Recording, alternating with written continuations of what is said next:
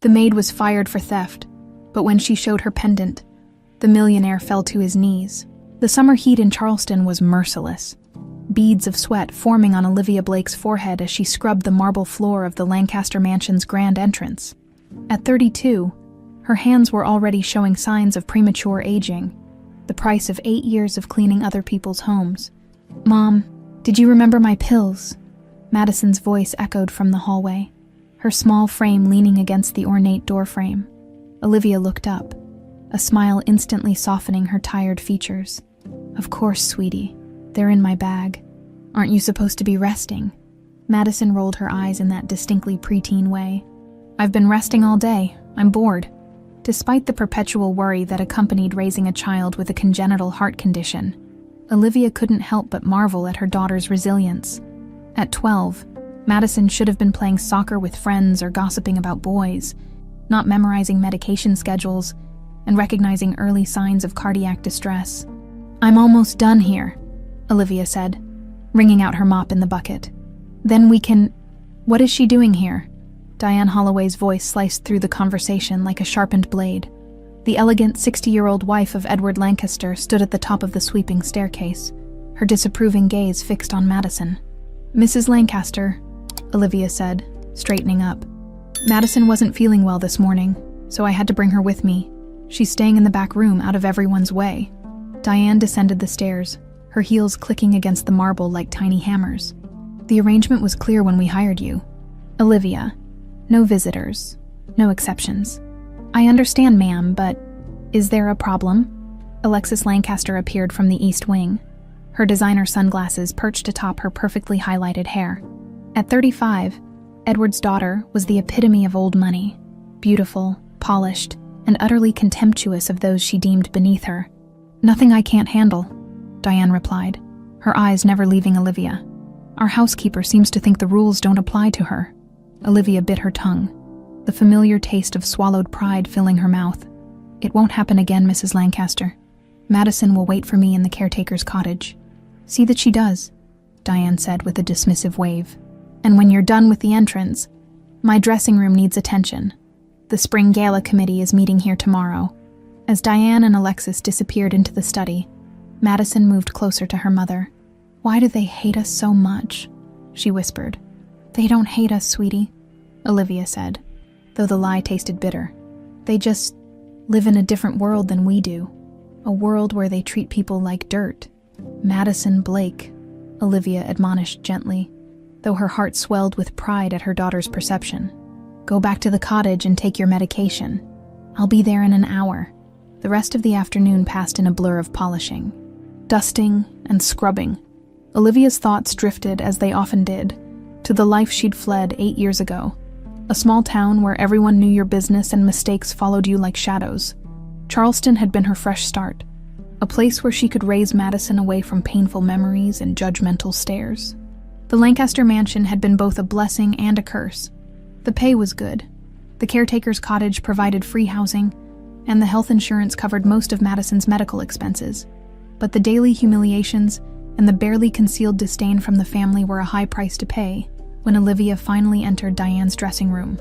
She was surprised to find her employer frantically searching through drawers and jewelry boxes. "Where are they?" Diane muttered, tossing aside silk scarves and velvet pouches. "Can I help you find something, Mrs. Lancaster?" Olivia offered. Diane spun around, her face flushed with anger. "My emerald set? The one Edward gave me for our 30th anniversary. It's missing. Perhaps you left it at the jeweler's. You mentioned having the clasp repaired." "Don't be ridiculous," Diane snapped. "I picked it up last week. It was right here." She pointed to an empty velvet box on her vanity. Olivia's stomach tightened. "I haven't seen it, Mrs. Lancaster. Would you like me to help you look?" Diane's eyes narrowed. "When was the last time you cleaned in here?" "Yesterday morning, but I didn't touch your jewelry. I know the rules." "Mom, what's taking so long?" Alexis appeared in the doorway, her expression shifting as she assessed the scene. "What's wrong?" "My emerald set is missing," Diane said, her voice tight with accusation. "The one with the teardrop pendant and matching earrings." Alexis's gaze slid to Olivia, a slow, dangerous smile forming. "Interesting timing. considering Madison's medication costs just went up again, didn't they? Olivia felt the blood drain from her face. What are you implying? I'm not implying anything, Alexis said coolly. I'm simply noting a coincidence. I would never, Olivia began, but was cut off by the sound of heavy footsteps. Edward Lancaster entered the room, his imposing figure filling the doorway. At 65, he still commanded attention, his silver hair and tailored suit projecting authority and wealth. What's all this commotion? He demanded. My emeralds are missing, Diane said, moving to her husband's side. The anniversary set. Edward's piercing gaze settled on Olivia. And you suspect the housekeeper. Who else has access to this room? Alexis interjected. And she has a sick kid who needs expensive treatments. Do the math, Dad. I didn't take anything, Olivia stated firmly, though her heart hammered against her ribs. I would never steal from you or anyone else. Edward studied her for a long moment. Perhaps a misunderstanding, Diane. Are you certain? I want the cottage searched, Diane interrupted. Now, Mrs. Lancaster, please, Olivia pleaded. Madison is there. She's not feeling well. All the more reason to recover my property quickly, Diane insisted. If you've nothing to hide, you've nothing to fear. What followed was the most humiliating experience of Olivia's life. 2 security guards tore through her modest possessions while Madison watched in tearful confusion. Drawers were emptied, mattresses upended, and even Madison's medical supplies were examined with suspicious scrutiny. No emeralds were found, but it didn't matter. By evening, Olivia stood in Edward Lancaster's study, facing a termination notice and an eviction order. You have until the end of the week, Edward said, not meeting her eyes. Your final check will include 2 weeks' severance. Mr. Lancaster, Olivia said, her voice steady despite her internal panic.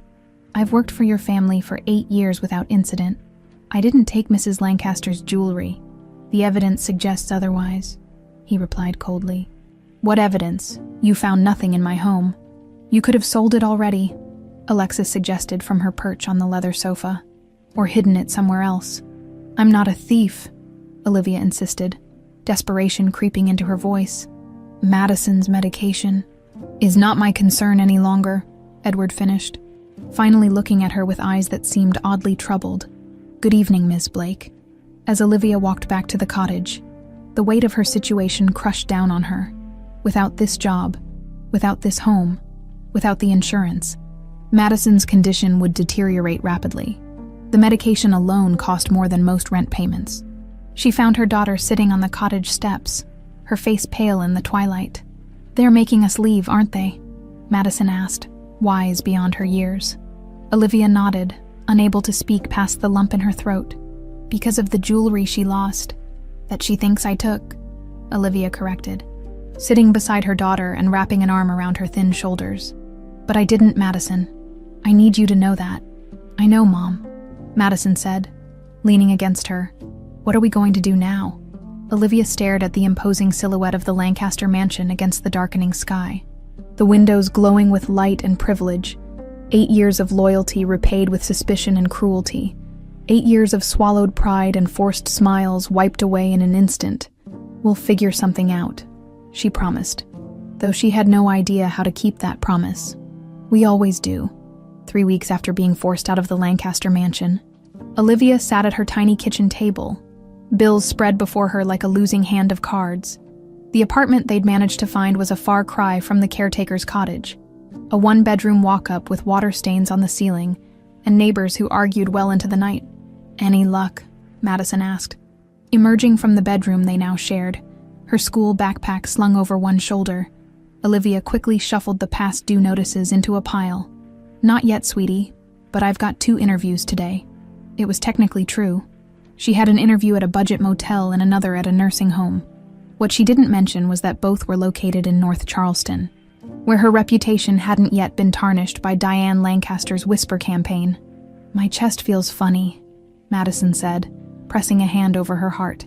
Olivia was instantly alert, maternal instincts overriding her financial worries. Funny how? Sharp pain or pressure? Just tight and I'm really tired. Olivia guided her daughter to the sofa and checked her pulse. Too rapid, but not alarmingly so. Madison's face was paler than usual, the shadows under her eyes more pronounced.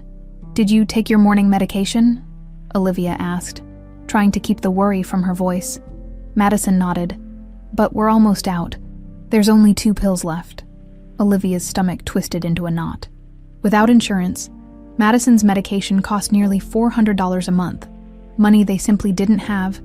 The severance check from the Lancasters had barely covered the security deposit on this apartment and the first month's rent. "Don't worry about that," Olivia said, smoothing Madison's hair. "I'll figure it out." After making sure Madison was comfortable with a glass of water and strict instructions to rest, Olivia retreated to the bathroom.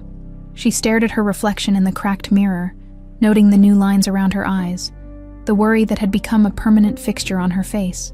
From the pocket of her jeans, she withdrew the last valuable thing she owned, a teardrop-shaped emerald pendant hanging from a delicate silver chain. The emerald itself cut in the shape of a half-moon intertwined with a small star. It had been her mother's, given to her on her deathbed when Olivia was just 10 years old. "This was your grandmother's, and her mother's before that," Linda Blake had whispered, her once vibrant voice reduced to a rasp. "It's been passed down through generations of Blake women. One day, you'll pass it to your daughter." Olivia had treasured it, wearing it only on special occasions, keeping it hidden the rest of the time. She'd never thought she'd have to sell it, but Madison's life was worth more than any heirloom. No matter how precious, an hour later, she stood outside Harrington & Sons Fine Jewelers in downtown Charleston. The elegant storefront, with its polished mahogany and gleaming display cases, made her acutely aware of her worn jeans and second-hand blouse. Taking a deep breath, she pushed open the door. A small bell announced her arrival, its cheerful chime at odds with her somber purpose. "Good morning," greeted an elderly man with wire-rimmed glasses and a measuring tape around his neck. "How may I help you today?" "I'd like to sell this," Olivia said, holding out the pendant. "It's been in my family for generations. But circumstances have changed." The jeweler, Mr. Harrington, according to his name tag, took the pendant with gentle hands, examining it through a jeweler's loupe. "Interesting piece. The craftsmanship is exceptional, Georgian era, if I'm not mistaken." "Is it valuable?" Olivia asked, hope fluttering in her chest. "The emerald itself is of good quality, though not extraordinary, but the setting and the unusual design. May I ask where your family acquired it?" "My mother said it was passed down through generations of women in our family. Beyond that, I don't know much about its history." Mr. Harrington nodded thoughtfully. "Let me consult with my son. He specializes in antique pieces." As the jeweler disappeared into a back room, the bell above the door chimed again. Olivia turned to see a tall man enter, his confident stride and tailored suit immediately marking him as someone accustomed to wealth and privilege. There was something familiar about him. The set of his jaw, perhaps, or the way he carried himself. It took her a moment to place him, and when she did, her heart sank. Though she'd never met him personally, she recognized Jonathan Lancaster from photographs in the mansion. The youngest son of Edward Lancaster had been abroad for years, but his picture had occupied a prominent place in his father's study. Jonathan nodded politely in her direction before approaching a different counter, where a young saleswoman immediately attended to him. Olivia turned away, hoping he wouldn't recognize her. The last thing she needed was another Lancaster humiliating her in public. "I'm looking for something special," she overheard him saying. "A gift for my fiancée. She's Italian, with very particular taste. We have several exclusive collections that might interest you, Dr. Lancaster," the saleswoman replied. "Are you thinking of diamonds or perhaps something more colorful?" So he was a doctor, not a businessman like his father and brother. That explained his absence from the family enterprise. Mr. Harrington emerged from the back room, his expression curious. "Mrs. Blake, this pendant has a rather unusual design. The half-moon intertwined with a star is quite distinctive." Out of the corner of her eye, Olivia noticed Jonathan Lancaster's head turn slightly in their direction. "My son believes it may be a family crest or sigil of some kind," the jeweler continued. "It's not one we immediately recognize, but if you're interested, we could research it further." "I'm afraid I don't have time for research," Olivia said quietly. "I need to sell it today. My daughter's medication." Of course," Mr. Harrington said kindly. "Given its age and craftsmanship, I can offer you $200. It's a fair price for the piece, though if you could wait while we research its provenance, it might fetch more. It was less than she'd hoped for, but more than enough to cover Madison's medication for the next 3 months. I'll take it, she said with a resolute nod. As Mr. Harrington began preparing the paperwork, Olivia became uncomfortably aware of Jonathan Lancaster's gaze. When she glanced in his direction, he quickly looked away, though not before she caught an expression of what appeared to be shock on his face. The transaction completed, Olivia clutched the envelope containing $200 in cash and headed for the door. As she pushed it open, she heard Jonathan Lancaster's voice behind her. "Excuse me," he called. "Do you have a moment?"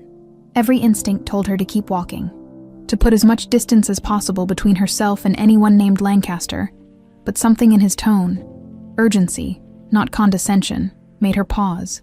"Yes," she asked, not bothering to hide her wariness. "That pendant you just sold," he said, his brow furrowed. "May I ask where you got it?" "It was my mother's," Olivia replied stiffly. "And her mother's before that, why?"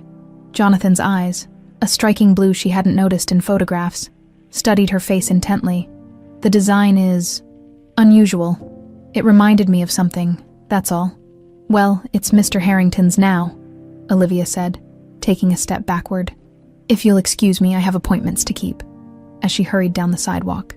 She couldn't shake the feeling that Jonathan Lancaster's interest in her pendant was more than casual curiosity, but with Madison waiting at home and 2 job interviews ahead of her, she had more pressing concerns than the odd behavior of a Lancaster. Behind her, Jonathan watched her disappear into the crowd, the family pendant clutched in his hand, the pendant he'd just repurchased from Mr. Harrington at 3 times its selling price. Olivia's interviews had gone better than expected. The motel manager had hired her on the spot for weekend shifts, and the nursing home had offered her a position cleaning during evening hours. Neither job paid well, but together they might just cover rent and Madison's medications. "Mom, there's someone at the door," Madison called from the sofa where she'd been resting since Olivia returned home. Olivia frowned. They weren't expecting visitors, and they'd kept a low profile since moving into the apartment. "Did they say who they are?" "He said he's a doctor, from the community health program." Olivia's suspicion flared. They hadn't applied for any community health services.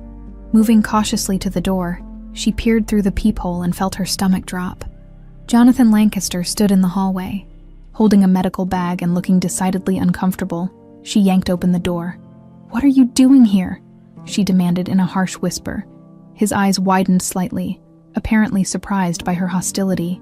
"Ms. Blake, I apologize for the unexpected visit. May I come in?" "How did you find me?" "I followed you," he admitted, having the grace to look embarrassed. "Not in a stalkerish way. I needed to talk to you about the pendant. You followed me from downtown."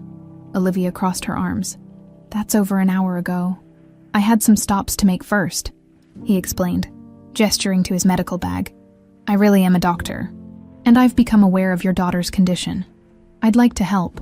"We don't need Lancaster charity," Olivia said coldly, "especially after what your family did to us." Jonathan's expression shifted, confusion evident.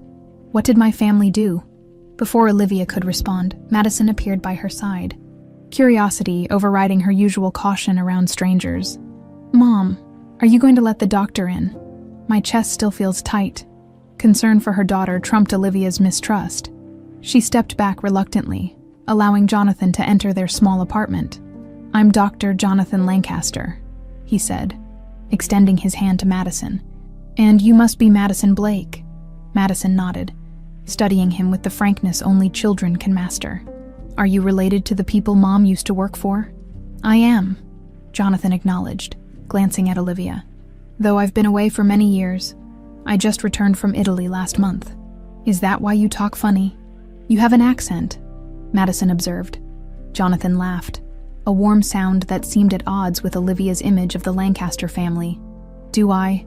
I suppose 15 years in Europe will do that to you." "Madison, Doctor. Lancaster isn't here officially," Olivia said, steering her daughter back to the sofa. "And you should be resting." "Actually," Jonathan interjected, "I am here as a physician. I'm starting a volunteer program through Lancaster Memorial Hospital focusing on pediatric cardiac care for underserved communities. He pulled out a business card with the hospital's logo. "We're identifying candidates for a new treatment protocol." Olivia's eyes narrowed. The Lancaster Memorial Hospital was indeed the premier medical facility in Charleston, and Jonathan's credentials appeared legitimate, but the timing was too convenient. "And you randomly found us how?" she challenged. Jonathan hesitated, clearly weighing his words. "The Pendant led me to research your background. When I learned about Madison's condition, I realized I might be able to help." "The Pendant," Olivia repeated flatly. "A family heirloom somehow connected you to my daughter's medical condition." "It's complicated," he admitted, "but my interest is genuine. May I examine Madison? No obligation. Completely free of charge." Madison looked up at her mother with pleading eyes. "Please, Mom. My regular medicine isn't working as well anymore." Olivia recognized defeat when she saw it.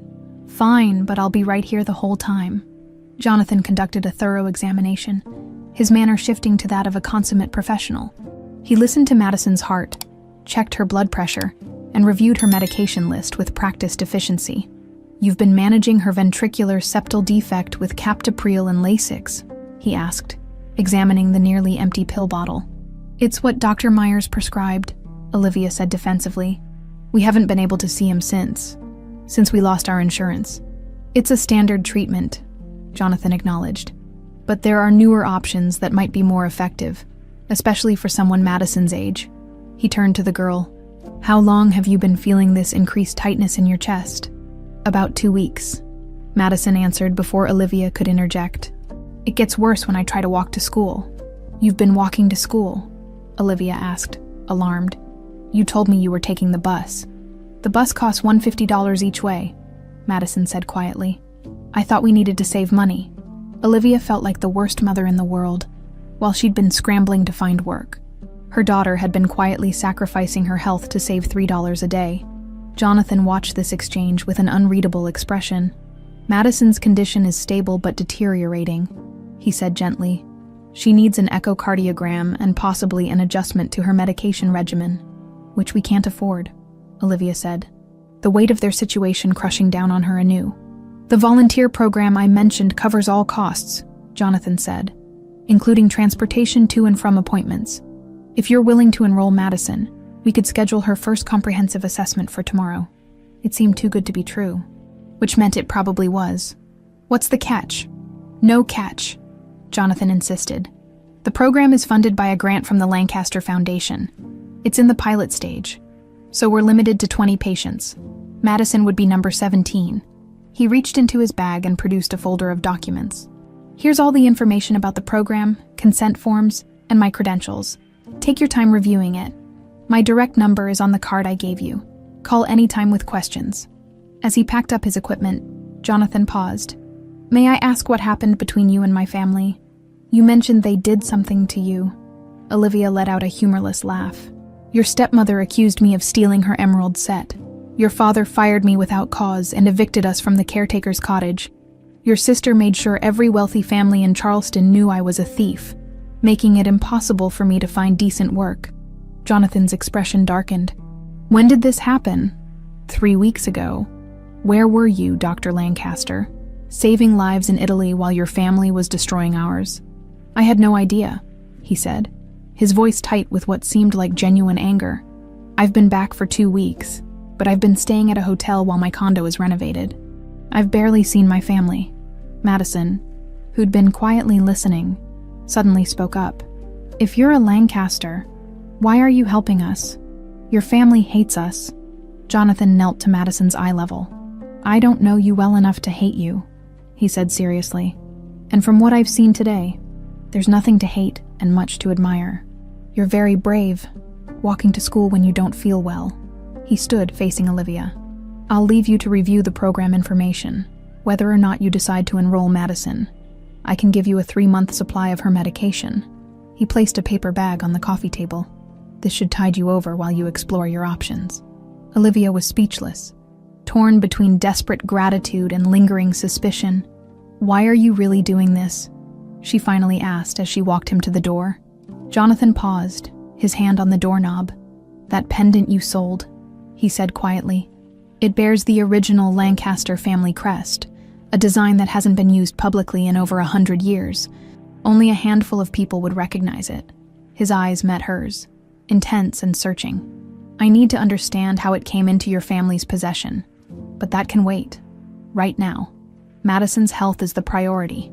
Before Olivia could respond, he was gone, leaving her staring at the closed door with more questions than answers.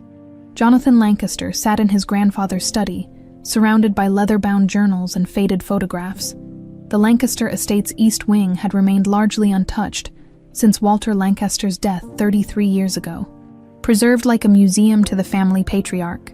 After 3 visits to Olivia's apartment over the past week, ostensibly to check on Madison's response to the new medication, Jonathan had become increasingly convinced that the connection between Olivia Blake and his family was more than coincidence. The pendant alone was compelling evidence, but there was something else. A fleeting resemblance between Olivia and an old photograph of his grandmother that had caught his eye during his first visit to the estate after returning from Europe. Still playing detective, a voice from the doorway startled him. His father, Edward Lancaster, stood watching him with an unreadable expression. Research, Jonathan corrected, closing the journal he'd been reading. For the pediatric cardiac program. Edward stepped into the room, his gaze sweeping over the scattered documents. In your grandfather's study, with his personal diaries, I was looking for information on the original Lancaster Foundation, Jonathan improvised. Before you restructured it in the 90s. His father's eyes narrowed slightly. The foundation records are in the main office downtown, you know that. An uncomfortable silence stretched between them. Jonathan had always had a complicated relationship with his father. Edward had wanted his youngest son to join the family business, not waste his talents on medicine. Their 15-year estrangement had begun when Jonathan left for medical school in Europe against his father's wishes. I heard you've been seeing patients outside the hospital, Edward finally said. A volunteer program. Word travels fast, Jonathan replied carefully. It's my hospital, son. Not much happens there without my knowledge. Edward picked up one of the photographs on the desk. Walter Lancaster standing beside a young woman Jonathan didn't recognize. Any interesting cases? Patient confidentiality, Dad. But yes, there's a 12-year-old girl with a ventricular septal defect who's responding well to a new treatment protocol. Edward replaced the photograph with deliberate precision. Madison Blake, I believe, daughter of our former housekeeper. Jonathan felt a chill run down his spine. You've been having me followed. Don't be dramatic. Charleston is a small city for people in our position. I have concerns about your involvement with the Blake woman. Her name is Olivia, Jonathan said, an edge creeping into his voice. And my involvement is purely professional. Madison's condition is exactly the type of case our program was designed to address. Is that why you purchased an antique emerald pendant from Harrington's last week? For professional reasons. Edward's tone was mild, but his eyes were sharp. Gerald Harrington and I have been friends for 40 years, Jonathan. He mentioned the unusual transaction. Caught off guard, Jonathan struggled to formulate a response. His father sighed heavily and lowered himself into the leather armchair across from the desk. Son, there are things about this family, about your grandfather, that you don't know. Edward ran a hand over his face, suddenly looking every one of his 65 years. Things I've tried to protect you from. What things? Jonathan asked, his curiosity piqued. Instead of answering directly, Edward reached for one of the journals on the desk, a worn, navy blue volume with the year 1991 embossed in faded gold on the spine. Your grandfather was a complicated man, he said, turning the journal over in his hands. Brilliant in business, but flawed in his personal life. After your grandmother died, he found comfort in inappropriate places. You mean he had affairs? Jonathan translated bluntly. Edward's mouth tightened. Yes, several. Most were discreet, meaningless dalliances with women of our social circle. But one, he tapped the journal, one threatened everything the Lancaster name stood for. And this relates to Olivia Blake. How? Her mother, Edward said quietly. Linda Blake. She worked here as a personal assistant to your grandfather in the early 90s. Young, beautiful, ambitious. Walter was besotted with her. Jonathan's mind raced, connecting dots he hadn't even realized existed. The pendant. Edward nodded grimly. The original Lancaster crest. Walter had it made for her, a token of his affection, encoded so only those who knew the family history would recognize it. Did they have a child together? Jonathan asked, his throat suddenly dry. Walter believed they did, Edward replied, his expression hardening. When Linda announced she was pregnant, he set her up in a house on the outskirts of Columbia, sent her monthly payments, planned to bring her and the child back after a suitable period, perhaps even marry her. He'd become completely irrational where she was concerned. What happened? He died before he could upend all our lives with his midlife crisis, Edward said, a hint of bitterness creeping into his voice. Heart attack, just like his father before him. I found his arrangements for Linda among his papers and continued the payments. A kindness. Nothing more. Did you ever meet the child? Jonathan pressed, thinking of Olivia's age. It aligned perfectly with this timeline. No, Edward said too quickly. Linda moved away after Walter died. I assumed she returned to her hometown. The payments went to a bank account. There was no direct contact. Something in his father's evasive gaze made Jonathan suspect he wasn't getting the full story. And you never thought to mention this when you hired Linda Blake's daughter as your housekeeper. That seems like quite a coincidence. I didn't make the connection until recently, Edward admitted. Blake is a common name. Olivia was recommended by the agency. It wasn't until I saw her wearing that pendant, just once, at a staff holiday gathering, that I began to suspect. So you fired her and evicted her when Diane's jewelry went missing, Jonathan concluded, knowing she might be your half-sister. Edward stood abruptly. The theft was real, Jonathan. Diane's emeralds are still missing, whether Olivia took them or not. I couldn't have a thief in my household. The family connection, if it exists, is irrelevant.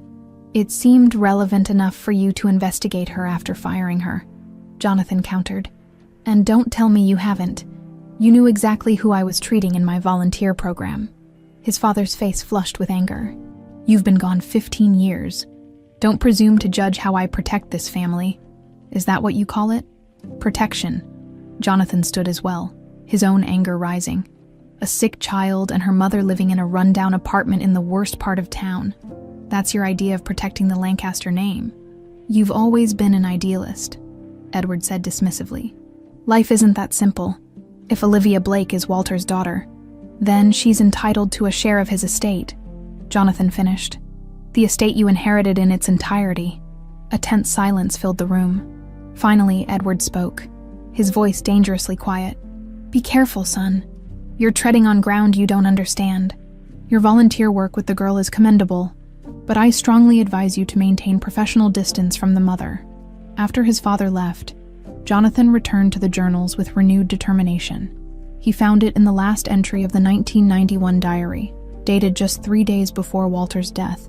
Gave Elle the pendant today, had it made special, our family crest, but subtle enough that only someone who knows would recognize it. Told her it's to seal my promise. When the baby comes, I'll make things right, she cried. First time I've seen her cry. Asked me to promise the child would have the Lancaster name someday. I promised, God help me. I'll find a way to make Edward understand. This child is as much my legacy as he is. Jonathan closed the journal, his hands trembling slightly. If Olivia Blake was indeed Walter Lancaster's daughter, she wasn't just entitled to financial support. She was a Lancaster, his aunt. Not his half-sister as he'd initially suspected. And if his father had known this all along, Jonathan reached for his phone. He needed to see Olivia again. But this time, he would bring more than medical supplies. He would bring the truth. The emergency room at Lancaster Memorial Hospital buzzed with controlled chaos. Olivia paced the small waiting area, her heart pounding in her chest as doctors worked on Madison behind closed doors. Everything had happened so fast. One moment they were having breakfast. The next, Madison was clutching her chest, struggling to breathe. Ms. Blake. Olivia turned to see Jonathan hurrying toward her.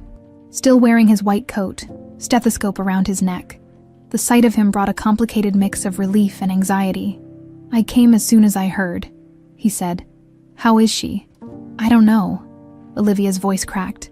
They took her back 20 minutes ago. No one's told me anything. Jonathan squeezed her shoulder gently. Let me find out what's happening.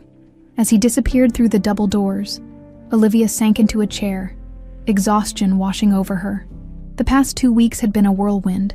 Madison's enrollment in Jonathan's program had brought state-of-the-art care and new medications that seemed to be working. Along with the treatments came Jonathan's increasingly frequent visits. First formal and clinical, gradually becoming more personal. She'd begun to trust him, despite his last name. The doors swung open, and Jonathan returned with Dr. Sarah Chen, a pediatric cardiologist Olivia recognized from Madison's intake evaluation. "Madison is stable," Dr. Chen said without preamble. "She experienced an arrhythmia episode, irregular heartbeats that temporarily reduced blood flow. We've administered medication to stabilize her rhythm and improve cardiac output." "What caused it?" Olivia asked. "She was doing better on the new medication, Doctor." Chen and Jonathan exchanged a glance that sent alarm bells ringing in Olivia's mind. "We'd like to run some additional tests," Jonathan said carefully. "Madison's condition is more complex than we initially thought." "Complex how?" Olivia demanded. "Just tell me what's wrong with my daughter, Doctor." Chen consulted the tablet in her hands. The preliminary echocardiogram shows abnormalities consistent with her diagnosed VSD, but there are additional structural issues that weren't documented in her previous medical records.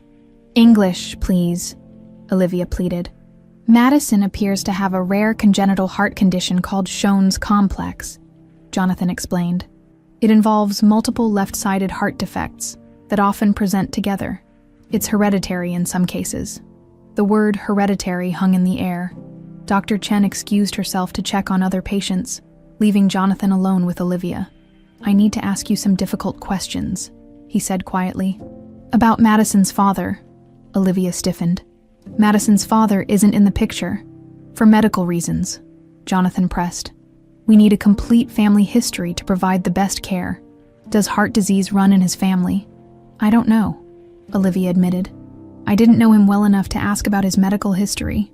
Jonathan hesitated, then led her to a more private corner of the waiting room.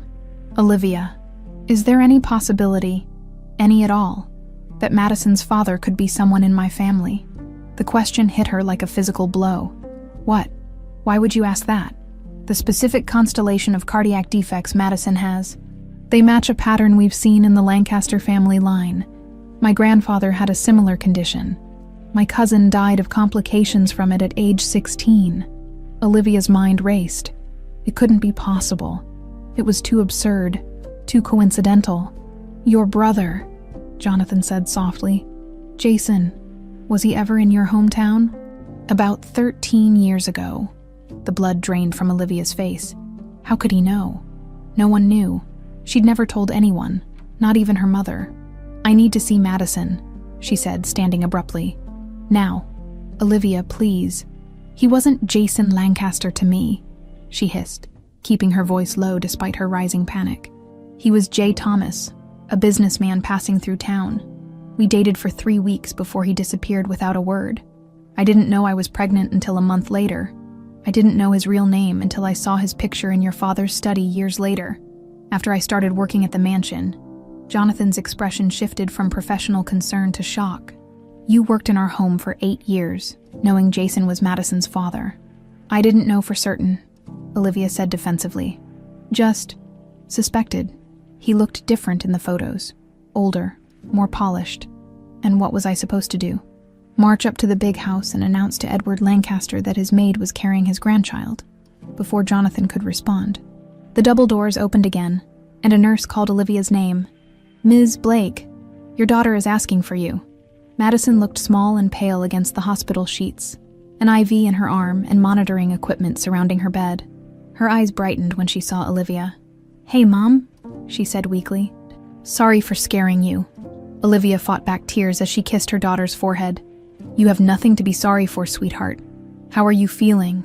"Better now. Dr. Chen says I have an extra special heart. The rarest and most special," Jonathan confirmed, entering the room behind Olivia. "Which is why we're going to take extra special care of it." Madison studied Jonathan's face. "Am I going to need surgery?" Jonathan pulled up a chair beside the bed. "Eventually, yes, but not today. First, we need to run some tests and adjust your medication. Then we'll make a plan together." "Will it hurt?" "Some parts might be uncomfortable," he answered honestly. But you'll have your mom with you the whole time, and I'll be overseeing your care personally." While Madison peppered Jonathan with questions about her heart, questions he answered with remarkable patience and clarity, a nurse discreetly motioned Olivia into the hallway. "We need some additional information for our records," she explained, handing Olivia a clipboard, "including family medical history for both parents if available."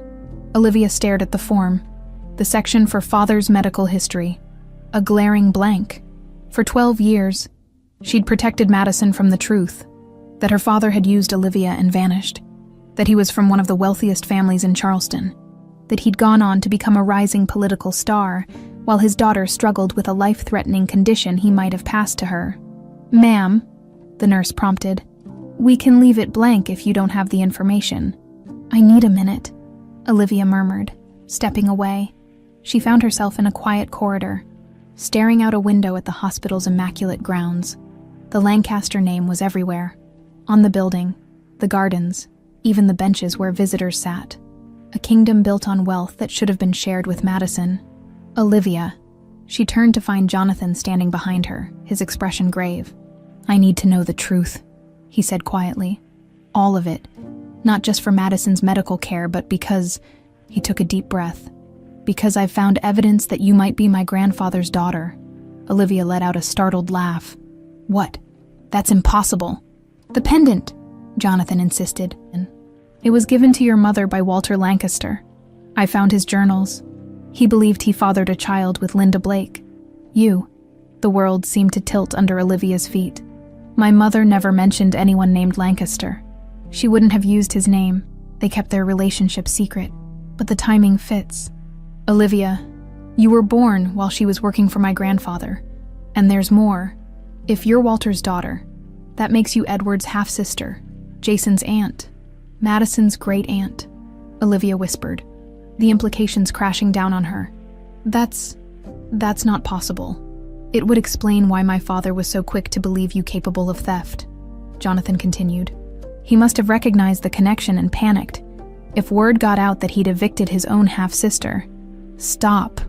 Olivia held up her hand. "This is too much.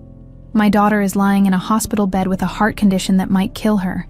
I can't process ancient family secrets right now." Jonathan nodded, his expression softening. "You're right. Madison comes first. But we can't ignore this, Olivia. If Jason is her father, we need his medical history. And if you're a Lancaster by birth, you're entitled to far more than a place in a volunteer medical program." Olivia met his gaze, steel entering her voice. "I want nothing from your family except proper medical care for my daughter. As for Jason, do what you need to do, but keep him away from Madison until I decide if he deserves to know her." As she turned to return to Madison's room, Jonathan caught her arm gently. "There's one more thing you should know. If you're Walter's daughter and Jason is Madison's father, it means I'm her great-uncle." His blue eyes held a mixture of concern and something deeper, an emotion Olivia wasn't ready to name, which complicates certain feelings I've been developing. Olivia pulled away, her cheeks flushing. "Madison needs me," she said, avoiding his implication. "The rest can wait." But as she walked back to her daughter's room, Olivia knew that nothing, not her identity, not Madison's paternity, not her growing connection to Jonathan, could remain unaddressed for long. The secrets of the past were unraveling, and the consequences would change all their lives forever. Jonathan stood in his brother's campaign office, surrounded by Lancaster for Senate posters that featured Jason's carefully curated image. Handsome, confident, trustworthy, the irony wasn't lost on him. "This better be important," Jason said as he strode in. Closing the door behind him, at 42, he was the spitting image of their father. Same commanding presence, same calculating eyes. "I've got a fundraiser in 30 minutes. It's about Madison Blake," Jonathan replied, watching his brother's face carefully. Nothing, not even a flicker of recognition. "Who?" 12-year-old girl, congenital heart defect, currently in the cardiac unit at our hospital. Jonathan paused. "Her mother is Olivia Blake, Dad's former housekeeper." Jason shrugged, straightening his already perfect tie. "And this concerns me because genetic testing strongly suggests you're Madison's father." Jason froze. his politician's mask slipping for just a second before he recovered with a practiced laugh. That's absurd. Some housekeeper is trying to scam her way into Lancaster money. Olivia's not some housekeeper, Jonathan countered. And she hasn't asked for anything. I'm the one who ran the tests after noticing Madison has the same heart condition that runs in our family. So what? Cardiac problems are common, not this specific combination of defects, Jonathan insisted, pulling a folder from his briefcase. It's the same pattern grandfather had, the same one that killed cousin Michael. The genetic markers are unmistakable, Jason. His brother's face hardened. Even if there's some medical coincidence, it doesn't prove paternity. I've never heard of this woman. 13 years ago, you spent 3 weeks in Colombia on that economic development project for Dad. Olivia lived there then. She knew you as J. Thomas. A flicker of something. Recognition, guilt, fear, crossed Jason's face before disappearing behind his political veneer. I meet thousands of people in my line of work. I can't be expected to remember every name or face. This isn't going away, Jason, Jonathan said quietly. Madison needs a comprehensive medical history from her father's side, and more importantly, she deserves to know who her father is. Jason advanced on his brother, his voice dropping to a dangerous whisper. Listen carefully. I'm 6 points ahead in the polls. In 18 months, I could be a U.S. senator. Nothing, and I mean nothing, is going to derail that, especially not some ridiculous paternity claim from a woman fired for theft. She wasn't fired for theft, Jonathan corrected. She was fired because Dad realized she might be his half-sister. That stopped Jason cold. What the hell are you talking about? Jonathan explained the discovery of Walter's journals, the significance of the emerald pendant, and the mounting evidence that Olivia was their grandfather's daughter with Linda Blake. This is insane, Jason muttered, pacing the office. You're telling me this woman is potentially our aunt, and He couldn't finish the sentence. Had a relationship with her, yes, though neither of you knew about the family connection at the time. Jason collapsed into his desk chair, genuine shock replacing his political facade. Does Dad know about Madison being He suspects, Jonathan confirmed. I haven't shared the genetic results with him yet, but he's been tracking my involvement with Olivia and Madison. He knows something's going on. This cannot get out, Jason said, a hint of desperation creeping into his voice. Do you understand what this would do to my career, to my marriage? Jonathan had expected denial, perhaps even anger, but the naked panic in his brother's eyes surprised him. Madison is a child who needs medical treatment. Treatment our family can easily provide. That should be the priority here. Of course she should get treatment, Jason snapped. The Lancaster Foundation can cover it anonymously. Set up a special fund or something. But my name cannot be attached to this in any way. She's your daughter. She's a complication I can't afford right now, Jason exploded, then immediately lowered his voice. Look, I'm sorry she's sick, truly, but becoming a father to some random kid from a decade-old fling isn't an option for me. The coldness in his brother's voice shocked Jonathan. This isn't about your campaign, Jason. It's about doing the right thing. Always the idealist, Jason scoffed. While you were playing doctor in Europe, I was here building something. The Lancaster name means something in politics now. I can do real good for people. Thousands of people if I win this election. At the expense of your own daughter, Jason stood abruptly. I want paternity tests, real ones, not some half-baked medical conjecture, and I want them kept completely confidential. I've already ordered them, Jonathan replied. Results will be back in 3 days. Until then, this conversation never happened.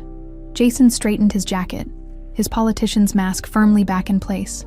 And Jonathan, if you breathe a word of this to anyone, especially the press, I'll make sure that fancy volunteer program of yours loses its funding so fast your head will spin. After Jason left, Jonathan sat alone in the campaign office, surrounded by his brother's smiling face on dozens of posters. The man promising to put families first couldn't even acknowledge his own child. At Lancaster Memorial Hospital, Olivia sat beside Madison's bed, helping her with homework the school had sent over. 3 days in the hospital had stabilized her condition, but the doctors wanted to monitor her for at least another 48 hours. Mom, you're doing it again? Madison said, nudging Olivia's arm. Doing what? Staring into space instead of helping me with fractions. Olivia forced a smile. Sorry, sweetie. Just thinking. About Dr. Jonathan? Madison asked with the knowing look of a child who sees more than adults realize. He likes you. It's obvious. It's complicated, Olivia hedged. Because he's a Lancaster and they fired you, or because of the other stuff I'm not supposed to know about.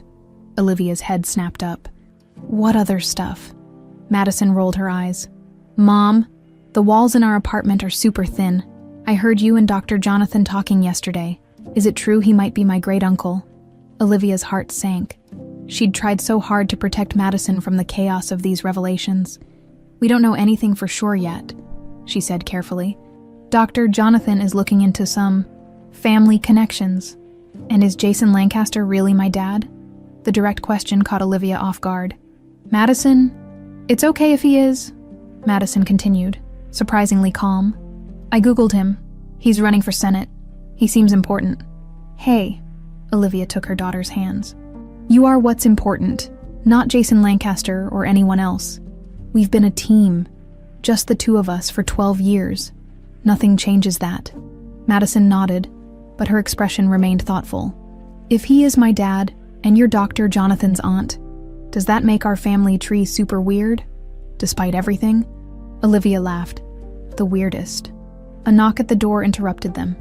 Edward Lancaster stood in the doorway, looking uncomfortable but determined. Mr. Lancaster, Olivia said, rising from her chair. What are you doing here? I came to see my granddaughter, he replied, his eyes moving to Madison. If that's what she is. Madison stared at the imposing figure with undisguised curiosity. You're Jason's dad. I saw your picture on his campaign website. Edward's expression softened slightly as he approached the bed. And you're Madison. Jonathan has told me about your condition. How are you feeling? Better, Madison answered. Dr. Jonathan says I have a special heart.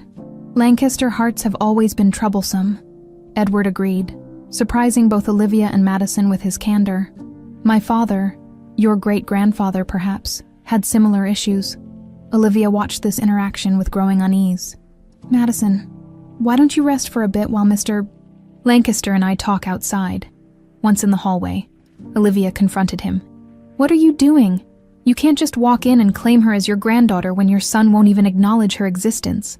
Jonathan told me about the genetic testing, Edward said, and about his suspicions regarding your parentage. So now you believe I'm Walter Lancaster's daughter.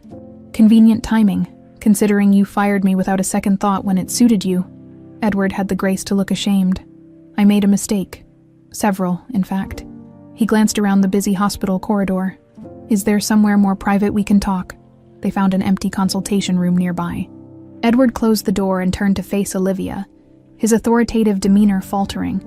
I knew who you were when you applied for the housekeeper position, he admitted. I recognized your mother's name on your reference form. I wanted to see you, to know what kind of person Walter's daughter had become. You knew all along. Olivia's voice rose with indignation. You let me clean your toilets for 8 years while knowing I was your sister. Half-sister, Edward corrected automatically, then winced at his own tactlessness. I wasn't certain your mother had other relationships around that time, and the payments stopped going to her account years before you appeared in Charleston. Because she died, Olivia said flatly. When I was 10, Edward looked genuinely surprised. I didn't know. The banker simply informed me the account had been closed. He paused. If you are Walter's daughter, legally, I don't want your money.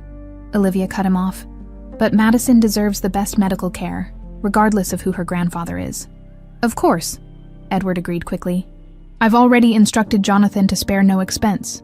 And if the paternity test confirms Jason is her father, he trailed off, clearly uncomfortable. What then? Your son made it quite clear he wants nothing to do with us. Edward's expression hardened. Jason will do what's right for this family, whether he likes it or not. As he left, Olivia couldn't help but wonder, was Edward Lancaster genuinely concerned for Madison's welfare? Or was he simply doing damage control to protect the family name? Either way, the walls of secrecy were crumbling, and revelations long buried were coming to light, with consequences none of them could predict. The test results are conclusive, Jonathan said, sliding the folder across the mahogany table in Edward's study. 99.8% probability that Jason is Madison's biological father. Edward opened the folder with a grim expression. Across the room, Diane paced like a caged animal, aged, her normally perfect appearance slightly disheveled from the stress of the past few days. "And the other matter?" Edward asked, his voice carefully controlled. "The DNA comparison between you and Olivia shows a clear half-sibling relationship," Jonathan confirmed. "She is Walter Lancaster's daughter." Without question, Edward closed his eyes briefly, absorbing the news. "So I fired and publicly humiliated my own half-sister, while your son abandoned his daughter," Jonathan added pointedly. "A daughter who may have inherited a life-threatening heart condition from our family line." "This is preposterous," Diane snapped. "Some conniving housekeeper claims to be family, and suddenly we're supposed to welcome her with open arms. What's next? A seat on the board of Lancaster Enterprises. Legally, she's entitled to a portion of Father's estate," Edward said quietly. "An estate I've been managing for 33 years as the sole heir." Diane's face contorted with fury. "You cannot be serious, Edward. This woman has been cleaning our toilets while her daughter suffers from a heart condition that's killing her." Jonathan interrupted, his patience worn thin. "A condition our family could have been treating properly for years if we'd acknowledged her." "The timing is suspicious," Diane insisted. "First, she steals my emeralds, and when that doesn't work, she concocts this absurd story about being a Lancaster." "She didn't concoct anything," Jonathan countered. "I discovered the connection, not her, and she's never asked for money or recognition." "Enough." Edward rose from his chair, silencing both his wife and son. "What's done is done. The question now is how we address this situation moving forward." He turned to Jonathan. "What are Madison's treatment options?" "She needs surgery," Jonathan said, grateful for the shift to medical matters. "Preferably within the next month. I've consulted with the top pediatric cardiac surgeons in the country. Dr. Elena Ramirez at Mayo Clinic is the best for this particular condition." Edward nodded decisively. "Make the arrangements, full private care, all expenses covered." "And Olivia," Jonathan pressed. "Will you acknowledge her publicly?" The door burst open before Edward could respond. Alexis stormed in, waving her phone like a weapon. "Is it true? The housekeeper is claiming to be grandfather's illegitimate daughter?" Diane rushed to her daughter's side. "It's a ploy, darling. Some ridiculous attempt to get her hands on Lancaster money." "The DNA tests confirm it," Edward corrected wearily. "Olivia Blake is my half-sister." Alexis's face flushed with anger. "And you're just going to accept this? Let some nobody waltz in and claim part of our inheritance? It's not about money," Jonathan tried to explain. "Madison needs—" "Oh, please," Alexis interrupted with a dismissive wave. "It's always about money. She worked here for years. She knows exactly how much wealth this family has." "Perhaps we should discuss this as a family," Edward suggested, eyeing Jonathan meaningfully. "Privately." Jonathan stood his ground. "I'm taking Olivia to meet with the lawyers tomorrow. She has a right to know what she's entitled to under grandfather's will. You've become quite the champion for Miss Blake," Diane observed coldly. "One might almost suspect your interest goes beyond professional concern." Jonathan felt heat rise to his face, but kept his expression neutral. "My only concern is doing what's right, something this family seems to have forgotten." After a tense standoff, Jonathan left the mansion, the weight of generations of Lancaster secrets heavy on his shoulders. As he drove toward the modest apartment where Olivia and Madison were now settling back in after the hospital stay, he couldn't shake the feeling that the worst was yet to come. 2 weeks passed in a whirlwind of legal meetings, medical consultations, and increasingly tense family dynamics. Edward, after initial resistance, had formally recognized Olivia as Walter Lancaster's daughter and his half-sister, entitling her to a substantial portion of the Lancaster fortune. The revelation had sent shockwaves through Charleston's elite social circles. With gossip spreading faster than wildfire, Jason had grudgingly acknowledged paternity, after Edward threatened to cut him off financially, but insisted on keeping the information out of the public eye until after the Senate election. A private trust was established for Madison's medical care and future education. For Olivia, the transformation was dizzying. After years of struggling paycheck to paycheck, she suddenly had access to resources beyond her imagination. But wealth, she quickly discovered, came with its own complications. "How are you feeling?" Jonathan asked as they sat on the balcony of Olivia's new waterfront condo, a temporary arrangement Edward had insisted on until the legal matters were settled. Like I'm living someone else's life, Olivia admitted, watching Madison splash in the rooftop pool with a physical therapist Jonathan had hired to help strengthen her heart. A month ago, I was scrubbing floors. Now I'm apparently worth millions. You deserve every penny, Jonathan said, his blue eyes intense. And not just because of DNA. You're remarkable, Olivia. The way you've raised Madison, how you've handled everything life's thrown at you. Olivia looked away, uncomfortable with his admiration. I did what any mother would do. Not any mother, he disagreed softly. And not any person would maintain their dignity through what my family put you through. The tension between them had been building since the hospital. A complicated attraction neither was willing to fully acknowledge. The discovery that they weren't biologically related as once feared had removed one obstacle, but others remained. I broke up with Isabella, Jonathan said suddenly. My fiancé. I called off the engagement last week. Olivia's heart skipped. Because of everything happening here. Partly, he admitted, but mostly because I realized I had feelings for someone else. Someone I couldn't stop thinking about, even when I tried. Before Olivia could respond, Madison approached, wrapped in a towel and looking exhausted but happy. Doctor, Jonathan, did you see me do 4 laps? She asked proudly. That's one more than yesterday. I did, he grinned. You're getting stronger every day. Soon you'll be ready for the surgery. Madison's smile dimmed slightly. Will it hurt a lot? You'll be asleep for the worst part, Jonathan assured her. And afterward, you'll have the best care in the world. Your mom will be with you the whole time, and so will I. After Madison went inside to shower, Jonathan turned back to Olivia. I meant what I said, about my feelings, but I understand if it's too complicated too soon. It is complicated, Olivia agreed, meeting his gaze. But not for the reasons you might think. Madison adores you, and if things didn't work out between us, I would never abandon her, Jonathan promised, regardless of what happens between us. The moment was interrupted by Olivia's phone ringing, Edward's name flashing on the screen. Oh, Olivia. His voice was uncharacteristically urgent. Are you and Madison coming to the family dinner tonight? We plan to, she replied, surprised by his tone. Is something wrong? No, he said too quickly. I just wanted to make sure Diane ordered enough food and to remind you not to eat beforehand. The chef is preparing something special. After hanging up, Olivia frowned. That was odd. Edward sounded almost nervous. Jonathan's expression darkened. My father doesn't get nervous. He was checking to make sure you'll be there for some reason. You think he's planning something?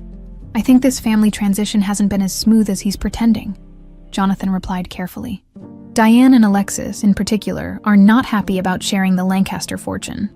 Later that evening, as they prepared for the Lancaster family dinner, Madison suddenly doubled over in pain. Mom, she gasped, her face pale. I don't feel good. Olivia rushed to her side. What's wrong? Is it your heart? No, my stomach. It hurts really bad and I'm so dizzy. Alarmed, Olivia called Jonathan, who arrived within minutes. One look at Madison and he was on the phone with the hospital. How long has she been like this? He asked, checking her pulse and pupils. It came on suddenly, Olivia explained. She was fine all day, then just started feeling sick about an hour ago. Jonathan's expression grew increasingly troubled as he examined Madison. Did she eat or drink anything unusual today? Nothing outside of what you approved except...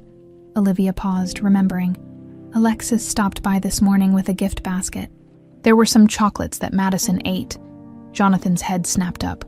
Alexis came here personally. She said she wanted to welcome her new niece properly, Olivia said, a chill running down her spine at Jonathan's reaction.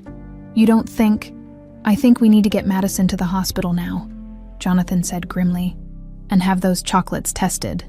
As they rushed Madison to the emergency room, Olivia could hardly believe what Jonathan was suggesting. Would Diane and Alexis really go so far as to poison a child to protect their inheritance?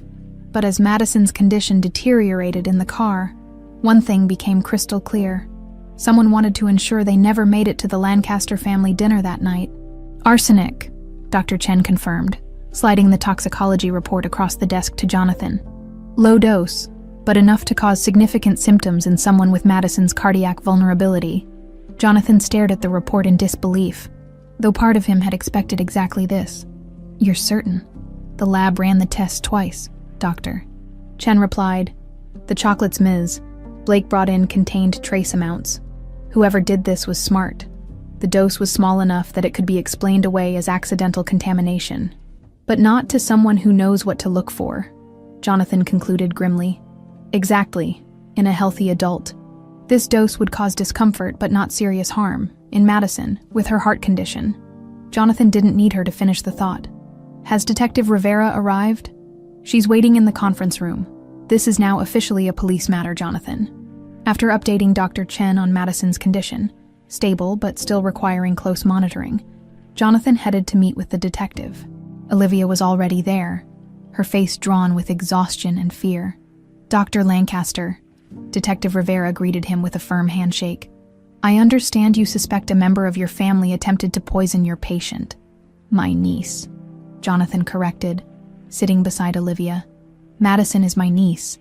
Technically my great-niece. And yes, I believe my sister-in-law Alexis Lancaster deliberately gave her poisoned chocolates." Rivera's expression remained professionally neutral. "That's a serious accusation against a prominent member of the community." "The toxicology report confirms arsenic poisoning," Jonathan countered, pushing the folder toward her. "And Alexis is the only person who had both motive and opportunity."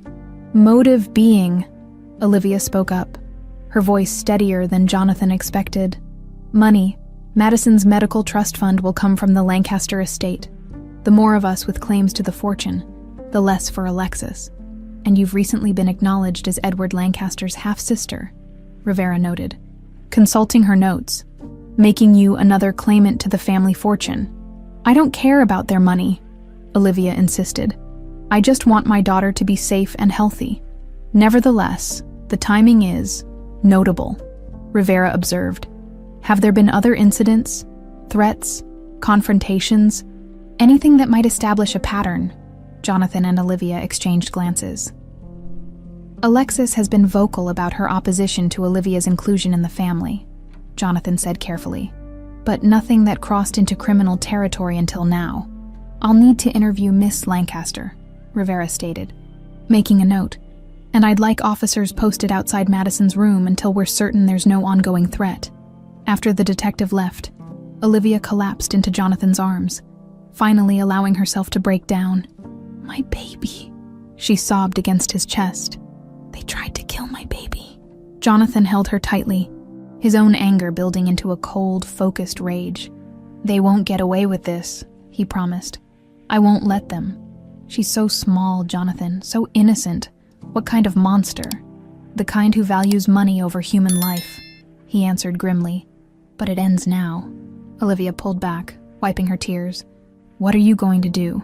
"First, I'm going to make sure Madison has round-the-clock security. Not just police, but private guards I personally trust. Then I'm going to confront my father." "You think Edward was involved?" Olivia asked, her eyes widening. "I don't know," Jonathan admitted. "But he either knew what Alexis was planning, or he should have known either way. He's responsible." The Lancaster mansion was unusually quiet when Jonathan arrived. The staff moved through the halls like ghosts, clearly sensing the tension that had engulfed the family in recent weeks. He found Edward in his study, nursing a glass of scotch and staring at old family photographs. His father looked up at his entrance, his expression unreadable. "You missed dinner," Edward noted, along with Olivia and Madison. "Madison was being treated for arsenic poisoning," Jonathan said without preamble, watching his father's face carefully. "Someone put it in chocolates Alexis brought to their apartment." Edward's glass froze halfway to his lips. That's not possible. The toxicology reports say otherwise," Jonathan countered, tossing the file onto his father's desk. "Where is Alexis now?" "I'm right here," Alexis announced from the doorway, her expression one of practiced indignation. "And I resent whatever accusations you're making. Jonathan, I was simply trying to welcome the child to the family. With poisoned chocolates."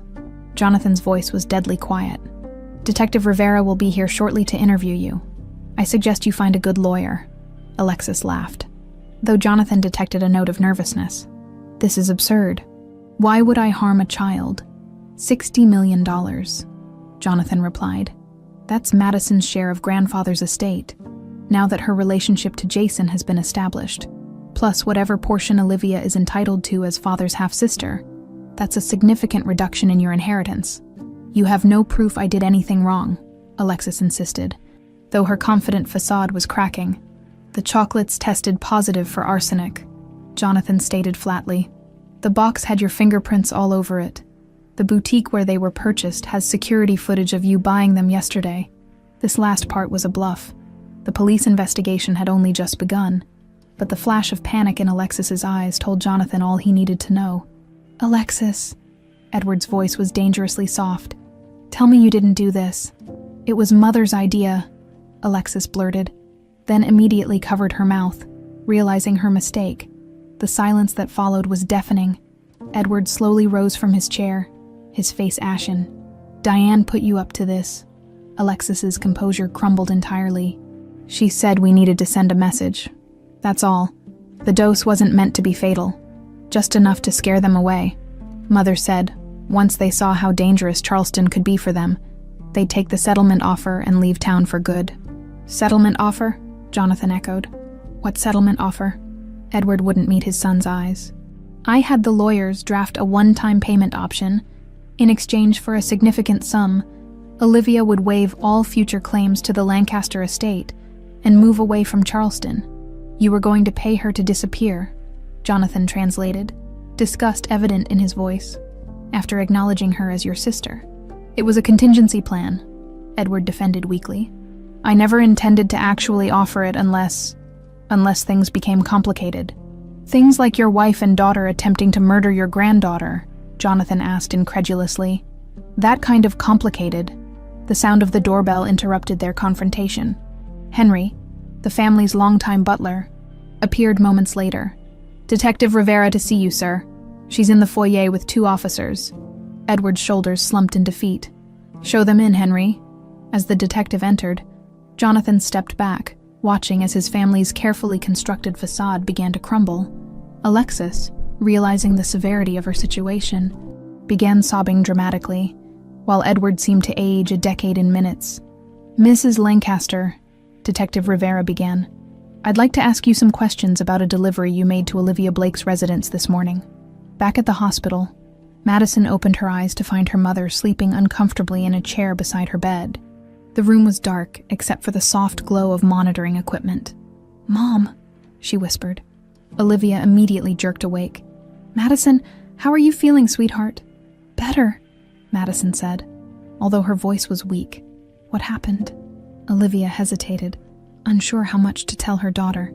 "You had a bad reaction to something you ate. The doctors are taking good care of you." Madison studied her mother's face, too perceptive for her 12 years. "It was the chocolates from Aunt Alexis, wasn't it? They made me sick on purpose." Olivia's heart broke at the matter-of-fact way Madison stated this. "We don't know for sure." "It's okay." "Mom, I'm not a baby," Madison interrupted. "I heard Dr. Chen talking to the nurse. She said someone tried to poison me." Tears filled Olivia's eyes. "I'm so sorry, Madison. I never thought. I should have protected you better." "It's not your fault," Madison said with surprising maturity. "Some people just aren't good. Like in the books we read, there are heroes and villains." "And which are we?" Olivia asked, trying to lighten the moment. Madison thought for a moment. "We're the ones who survive," she decided. "The ones who find out they're stronger than anyone knew." Before Olivia could respond, the door opened and Jonathan entered. His face drawn, but determined. "Alexis has been arrested," he announced quietly, "and Diane is being questioned as an accomplice. My father is cooperating with the investigation." "What happens now?" Olivia asked. Jonathan moved to Madison's bedside, gently checking her vital signs with the practiced hands of a physician. "Now we focus on getting Madison better. Her surgery is scheduled for next week at Mayo Clinic. Dr. Ramirez is flying in tomorrow to meet with us." Madison caught Jonathan's hand. "Will you stay with us? Through everything?" Jonathan's expression softened as he looked from Madison to Olivia. "I'm not going anywhere," he promised. "We're family now." for better or worse, and I think we've already seen the worst. But as Madison drifted back to sleep, both Olivia and Jonathan knew that the Lancaster family's secrets were only beginning to unravel. The worst, they feared, might still be to come. Edward Lancaster looked frail in his hospital bed, the heart attack having drained whatever vigor his 65 years had left him. Machines beeped steadily, monitoring the patriarch whose iron will had shaped the Lancaster empire and destroyed lives in the process. "He's been asking for you," the nurse told Olivia as she hesitated outside the cardiac care unit. "For both of you, actually." Beside her, Jonathan squeezed her hand reassuringly. "We don't have to do this now. Madison's surgery is tomorrow. Dr. Ramirez said she's stable and ready," Olivia replied. "And your father? The doctors aren't optimistic, are they?" Jonathan shook his head. "The damage was extensive. He could recover, but..." He left the sentence unfinished. 3 days had passed since Edward collapsed during his interview with Detective Rivera. The stress of Alexis's arrest, coupled with the revelation of Diane's involvement in the poisoning plot, had proven too much for his heart.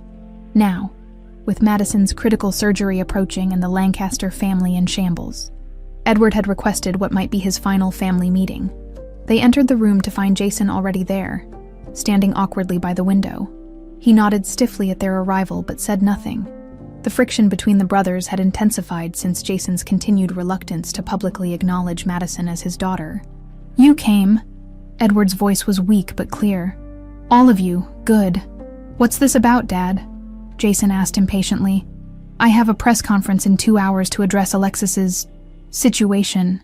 "Situation," Jonathan echoed incredulously. "Our sister attempted to murder a child, your daughter, and you're calling it a situation." Jason's jaw tightened. "The campaign is hanging by a thread. Every word matters now." "Enough," Edward commanded, a flash of his old authority silencing both sons. "I didn't bring you here to argue. I brought you here because it's time for the truth. All of it." He motioned for Olivia to come closer. She approached cautiously, still uncertain of her place in this fractured family. "The DNA test was partially right," Edward began. His breath labored. "You are related to the Lancaster family, but not as my half-sister." Olivia blinked in confusion. "What do you mean the test showed we share a father?" "No," Edward interrupted. "It showed we share a male relative. The test identified a paternal connection, but couldn't specify exactly what that connection was without more samples." Jonathan leaned forward, medical training kicking in. "You're saying Walter wasn't Olivia's father, then who?" "Andrew Carter," Edward said, meeting Olivia's eyes directly. "My father's cousin. Your mother worked for both of them. She and Andrew had a brief affair before she became involved with my father." "How long have you known this?" Jonathan demanded. "I suspected when I found letters among my father's things after his death," Edward admitted. "But I only confirmed it recently, when I had the lab run a more comprehensive comparison." Olivia felt the room spinning slightly. "So I'm not a Lancaster at all." "You are," Edward insisted.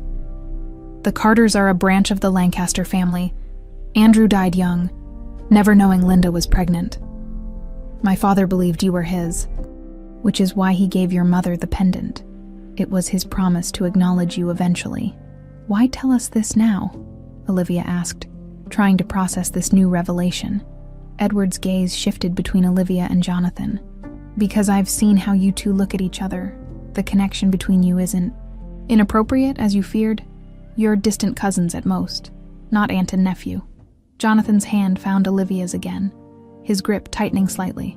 The implication of Edward's words hung in the air, simultaneously relieving one burden while acknowledging something neither had openly admitted. "There's more," Edward continued, his voice growing weaker, "about the missing emeralds." Jason shifted uncomfortably. "Dad, you need to rest." "I need to make things right," Edward snapped with sudden force. "The emeralds weren't stolen, Olivia. I had them hidden." "What?" Olivia and Jonathan spoke in unison.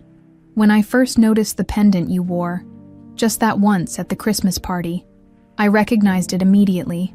I panicked. If others made the connection, if questions were raised about my father's relationship with your mother," Edward's voice trailed off, "I needed a reason to distance you from the family. So you framed her for theft, Jonathan concluded, disgust evident in his voice. I told Diane to report her emeralds missing, Edward acknowledged. I never expected her to accuse Olivia directly. Things escalated quickly. Those emeralds were worth over $100,000, Olivia said slowly. You let me be accused of stealing them, lose my job, my home, my reputation, all to keep your secret. I'm not proud of it, Edward said quietly. But yes. Where are they now? Jonathan asked. Alexis has them, Edward replied. I gave them to her for safekeeping, but he hesitated. She developed her own plans. She was supposed to find them eventually, clearing Olivia's name once she was safely gone from Charleston. Instead, she kept them. Jason cursed under his breath. This just keeps getting better. First attempted murder, now theft. The Lancaster name will be mud by the time this is over. Your name, Olivia echoed, anger finally breaking through her shock. What about my life? What about Madison? She could have died because of your family's secrets and lies. Which brings me to my final confession, Edward said, his voice fading as fatigue overtook him. Jason, you're not the first Lancaster to abandon a child. Your grandfather did it. I did it. Jason's head snapped up. What are you talking about? Columbia, 1989, Teresa Vasquez, Edward said, watching recognition dawn in his son's eyes. She was pregnant when you left for college. I paid her to disappear, just like my father paid Linda Blake. The color drained from Jason's face. You never told me. You were 18, with a bright future ahead of you, Edward explained wearily. I did what I thought was best, just like you thought abandoning Olivia was best for your career. A heavy silence filled the room as the cycle of Lancaster men abandoning their responsibilities became painfully clear. 3 generations of secrets, lies, and children growing up without fathers. I'm setting it right, as much as I can, Edward continued. I've changed my will. Half my personal fortune goes to Olivia, as compensation for the years of injustice. The other half goes to Jonathan. He looked directly at Jason. You and Alexis are disinherited, though the trusts established by your mother's family remain untouched. You can't do that, Jason protested, though his voice lacked conviction. It's done, Edward replied. Signed yesterday. My attorney has instructions to provide evidence of your knowledge of Alexis's plan to the prosecutors unless you publicly acknowledge Madison as your daughter and provide ongoing support. Jason's political mask cracked completely. You're blackmailing me into being a father. I'm giving you one last chance to be a better man than I was, Edward corrected, than any Lancaster man has been in 3 generations. He turned back to Olivia, his expression softening.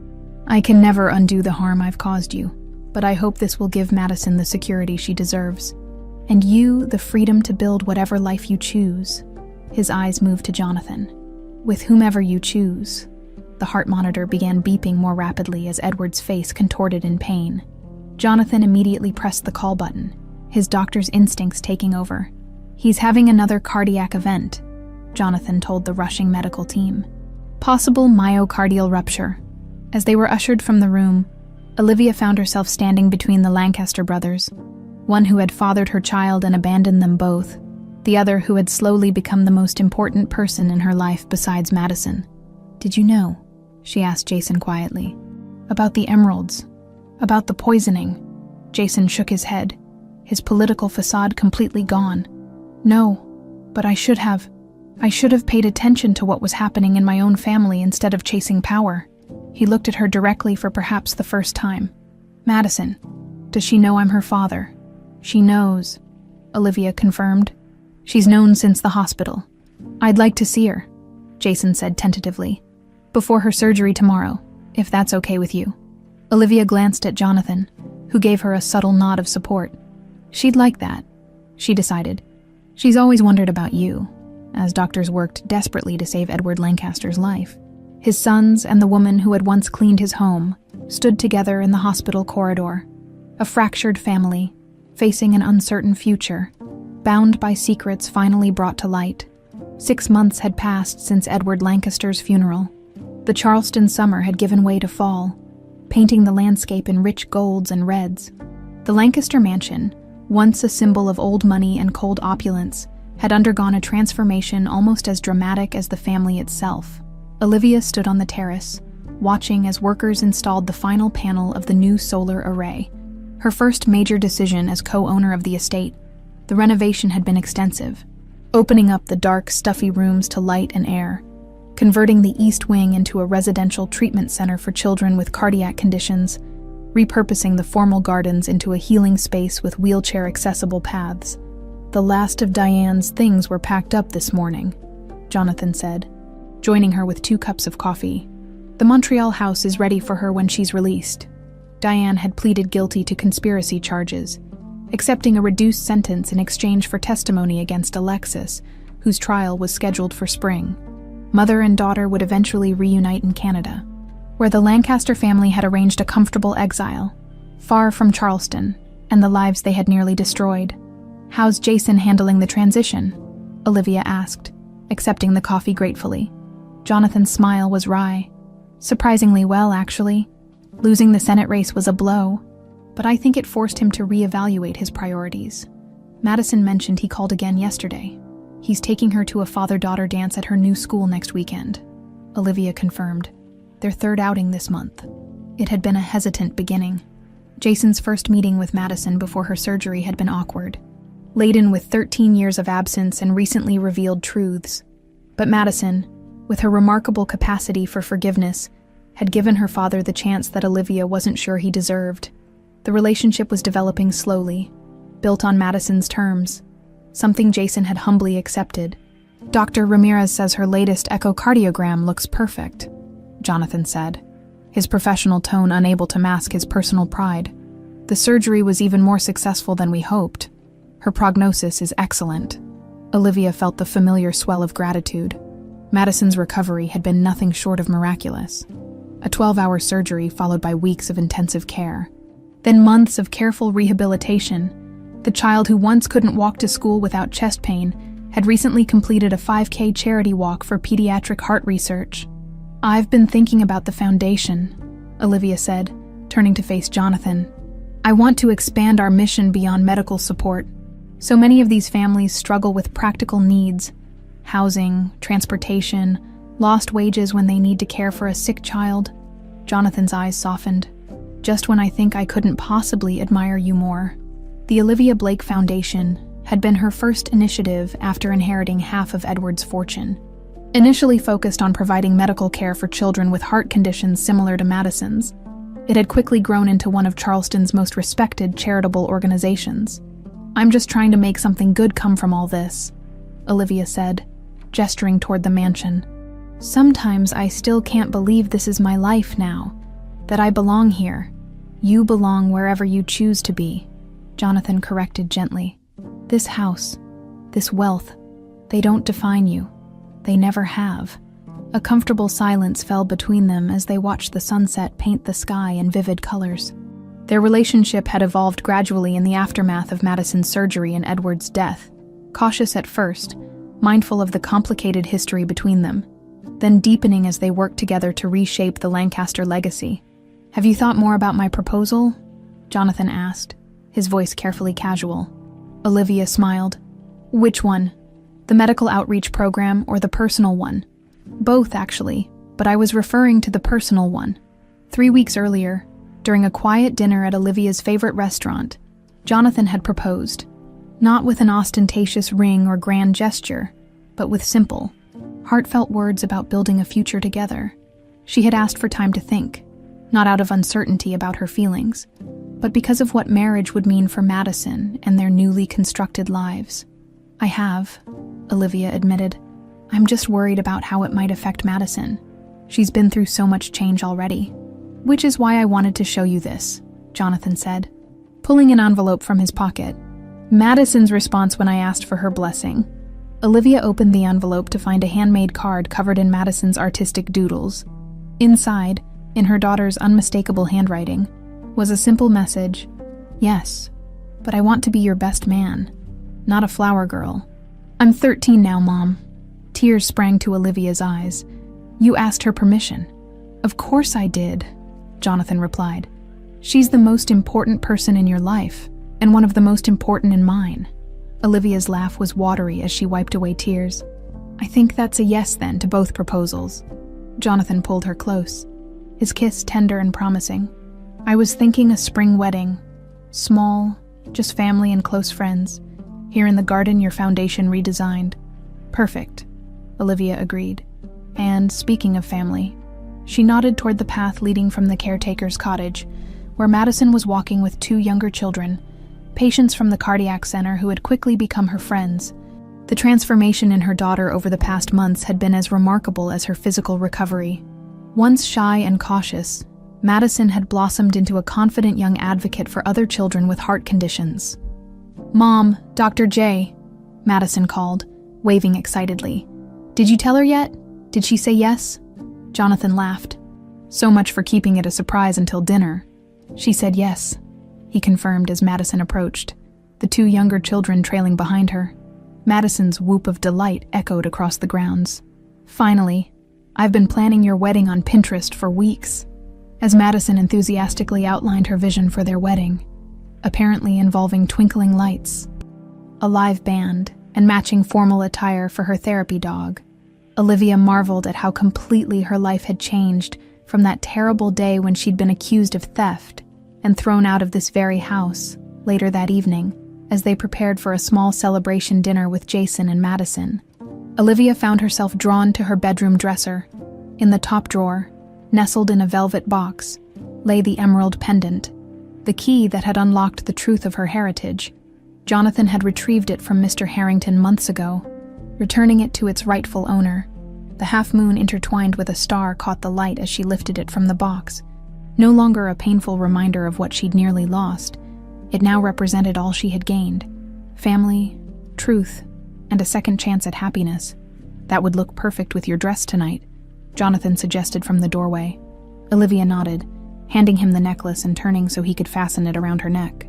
"I think it's time to reclaim it, not as a Lancaster heirloom, but as the beginning of our story. Our unconventional, complicated, wonderful story." Jonathan agreed, pressing a kiss to her shoulder.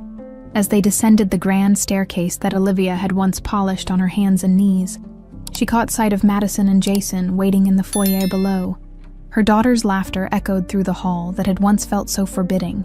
The emerald pendant rested against her collarbone, no longer a burden of the past, but a symbol of the future, one built not on secrets and deception, but on truth, forgiveness, and the family they had chosen to become. Outside, the newly renovated Lancaster mansion gleamed in the evening light, not as a monument to wealth and privilege, but as a beacon of healing and second chances. Just like the pendant that had brought them together, the house had been transformed by the truth, becoming something new and beautiful without forgetting its complex history.